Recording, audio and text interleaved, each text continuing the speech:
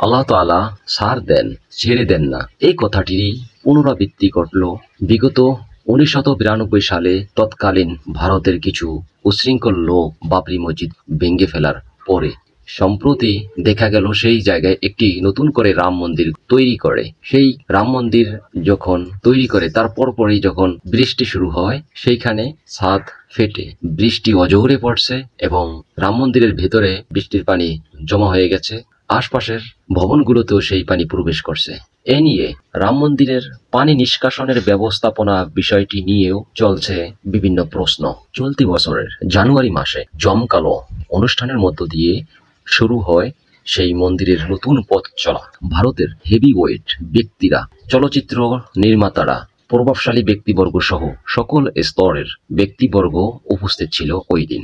1992 সালে ভেঙে ফেলা আমাদের প্রিয় বাবরি মসজিদের উপর নির্মিত 2.7 একর জমিতে তারা এই মন্দির নির্মাণ করে, যার ঢোক ডাল ইতিমধ্য থেকে তারা বিভিন্নভাবে প্রচারণা করে আসছিল। এই রাম মন্দির নির্মাণে তারা ব্যবহার করেনি কোনো ইস্পাত বা লোহা। এভাবেই তারা তৈরি করে কুতুব মিনারের সমপরিমাণ উচ্চ এই রাম মন্দিরটি। এই মন্দিরটির পিছনে কাজ করেছে ভারতের শ্রেষ্ঠ শ্রেষ্ঠ বিজ্ঞানীরা। তাছাড়া ভারতের মহাকাশযানের সকল হেভিওয়েট ব্যক্তিগণ এই বিষয়টি নিয়ে কাজ করেছেন।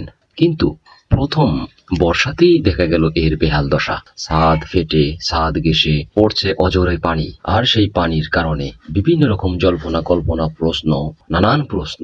এই রাম মন্দিরের প্রধান যিনি আচার্য সত্য, তিনিও এই বিষয়টি নিয়ে বিভিন্ন রকম ক্ষোভ প্রকাশ করেন। তিনি ক্ষোভ প্রকাশ করে বলেন, এই মন্দিরটি ভারতের সবচেয়ে বিলাসবহুল, ব্যয়বহুল এবং আধুনিকতার একটি। সুতরাং নির্মাণের পরপরই প্রথম বর্ষায় এইভাবে পানি পড়বে, বিষয়টি মেনে নেওয়া যায় না। এই বিষয়টি ঊর্ধ্বতন কর্তৃপক্ষ বিশেষভাবে নজর দিয়ে পদক্ষেপ নেওয়া দরকার। আরো জানা গেছে প্রথম বর্ষাতেই এর 5টি রাস্তার মধ্যে 3টি ধসে গেছে। তাছাড়া এর ভেতরের অবস্থা নাজুক, আশপাশের অবস্থা বেহাল দশা। সুতরাং এই বিষয়টি নিয়ে এলাকাবাসী এবং আগত দর্শকদের ক্ষোভের শেষ নেই।